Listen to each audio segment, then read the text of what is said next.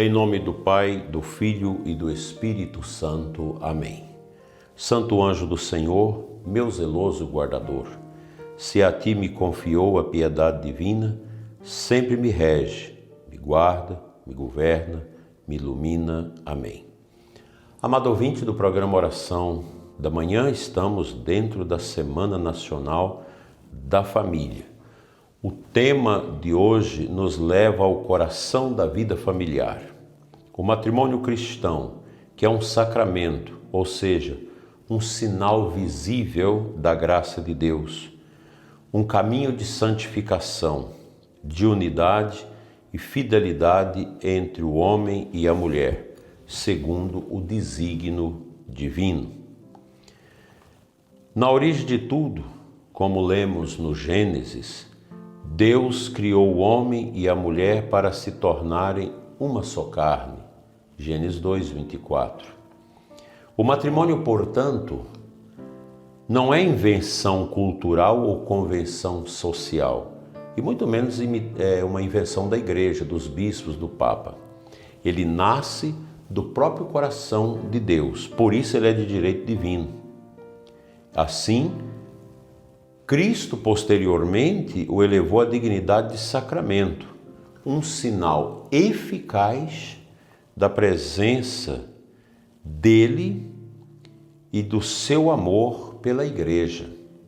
São Paulo, na carta aos Efésios, diz que o matrimônio é um grande mistério e que o amor entre marido e mulher espelha o amor de Cristo pela sua igreja. A fidelidade do esposo cristão à sua esposa e vice-versa é reflexo da fidelidade de Jesus, que nunca abandonou sua esposa, a Santa Igreja, mesmo quando ela é infiel. O matrimônio cristão, vivido como dom e missão, é caminho de salvação. A fidelidade conjugal não é uma prisão, mas uma liberdade amadurecida, escolha consciente de um amor até o fim, como Cristo nos amou. Aqui atrás de mim, nesta capela, está Nosso Senhor crucificado. São João Paulo II lembrou aos casais que o matrimônio, ele é também marcado pela cruz, pelas dificuldades, pelos desafios que todos nós enfrentamos em razão do pecado que entrou no mundo. Repito sempre, Deus não dá para nós sofrimento, mas a realidade da vida na qual nós estamos pode nos trazer sofrimento. E Deus nos dá a graça para a gente entender tudo a partir da cruz. A unidade conjugal é mais do que coabitação ou convivência harmoniosa. É comunhão de corpos, de almas, de projetos de fé. É um nós que supera o eu, sem perder a identidade pessoal. O casal torna-se uma pequena igreja doméstica, onde Cristo é o centro. Aqui Jesus é o centro. Graças e louvores se dê a todo momento ao Santíssimo e Diviníssimo Sacramento. Jesus precisa ser o centro da vida familiar, da vida do matrimônio, como o centro também da vida do sacerdote. Nós estamos no mês vocacional e uma vocação bem alicerçada, ela precisa estar alicerçada na centralidade de Cristo, que o Papa Leão XIV sempre tem nos recordado isso com grande eficácia. Portanto, meu querido ouvinte, em tempo de tanta instabilidade afetiva, onde o amor é confundido com prazer passageiro, o matrimônio cristão é um testemunho profético. Muitos não acreditam mais na fidelidade e na unidade, mas os casais cristãos são chamados a mostrar que é possível viver o amor fiel, mesmo com desafios, com a força da graça sacramental e da oração. Os santos esposos Luís e Zélia Martin, pais de Santa Teresinha do Menino Jesus, nós citamos ontem, são exemplo de um amor conjugal fecundo, casto e generoso. Eles viveram a unidade e a fidelidade mesmo em meio às dores, perdas de filhos, enfermidades. Mostraram que o matrimônio pode ser o caminho de santidade para os dois e também para os filhos. Quando um casal se une diante do altar, promete fidelidade na alegria e na tristeza, na saúde e na doença. Isso não é apenas um ideal, mas uma graça real que o sacramento confere. Mas essa graça precisa ser alimentada todos os dias, com oração, diálogo, perdão e renúncia de si mesmo.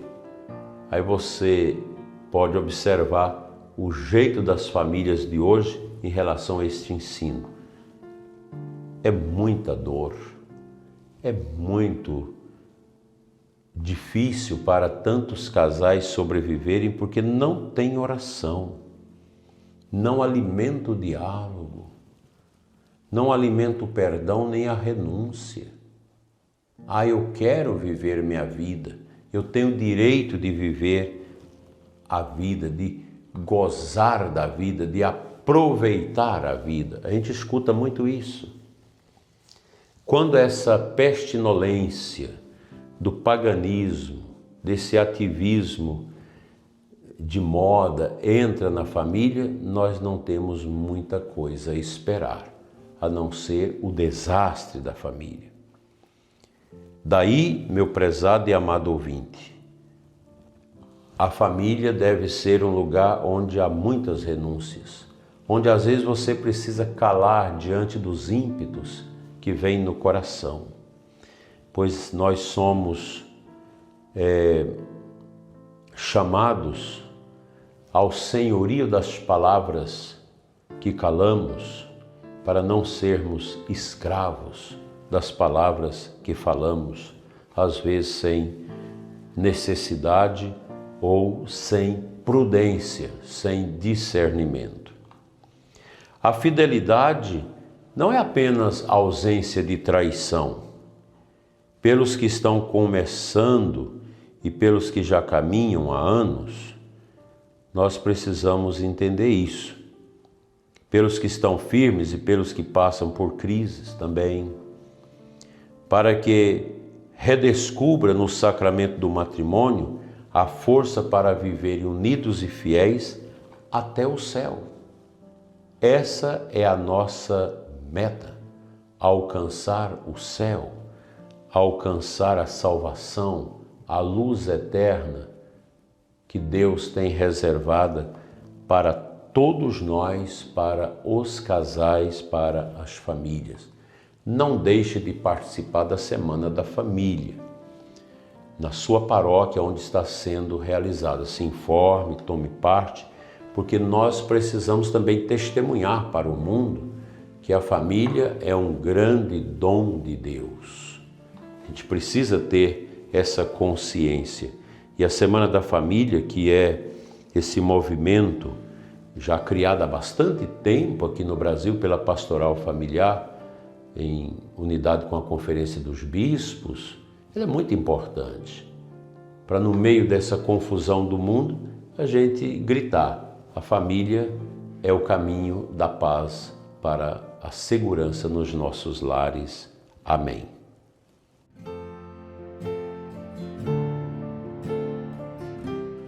Participo com você, prezado ouvinte, da meditação do Evangelho de hoje, Mateus 18, de 1 a 15, de 1 a 5, versículo 10, de 12 a 14.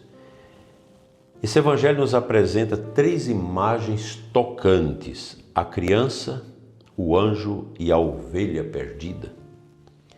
E todas essas imagens podem ser lidas à luz da vida matrimonial e familiar. Primeiro, Jesus nos diz que para entrar no reino é preciso tornar-se criança. Não no sentido de imaturidade, mas de confiança, humildade e abertura. O matrimônio cristão não só se sustenta quando os cônjuges aprendem a confiar um no outro como crianças, sem arrogância e sem orgulho. A conversão à simplicidade é essencial para a nossa comunhão com o Senhor. Depois Jesus lembra que os anjos dos pequeninos veem sempre a face do Pai. Isso nos remete ao cuidado que os pais devem ter com os filhos. Nenhum pai ou mãe deve desprezar os pequeninos, nem os filhos, nem os pequenos gestos que os sustentam na fé. Por fim, Jesus narra a parábola da ovelha perdida. Deus não se conforma com a perda de nenhum dos seus. Na vida conjugal, há momentos em que um dos cônjuges se perde pelo pecado, pelo desânimo, pela solidão interior. Cabe ao outro ser instrumento da busca amorosa de Deus. Ir ao encontro sem condenar, trazer de volta. A fidelidade aqui assume um caráter redentor. E nós precisamos trabalhar isso nas nossas famílias como uma escola. Esse zelo, esse cuidado, esse perdão, essa capacidade de orar mais, de dialogar mais, de tentar superar os conflitos, as dificuldades na família, para a gente poder alcançar esse vislumbre que Deus quer de nossas famílias como igrejas domésticas. Isso é muito importante para todos nós. A gente não queira duvidar disso, porque é grandioso o amor de Deus para com nossas famílias. Portanto, essa busca da ovelha perdida, que às vezes é o marido, a esposa, um filho, uma filha que estão perdidos dentro de casa. E os desafios são muitos. Não há uma receita para isso. Mas o que a gente sabe é que tem que começar pelos joelhos, pela oração, pela humildade, que vamos procurando corrigir essas dificuldades que entram no mundo da família. É preciso ir ao encontro sem condenar, trazer de volta essa fidelidade que deve marcar a peregrinação da família cristã neste mundo. Assim, a família que é iluminada por Cristo, pelos sacramentos, é o campo onde o reino de Deus se manifesta pela ternura, pelo perdão e pela busca mútua. Como pastor que não desiste da ovelha perdida, você também nunca deve desistir por alguém da sua família que está se perdendo.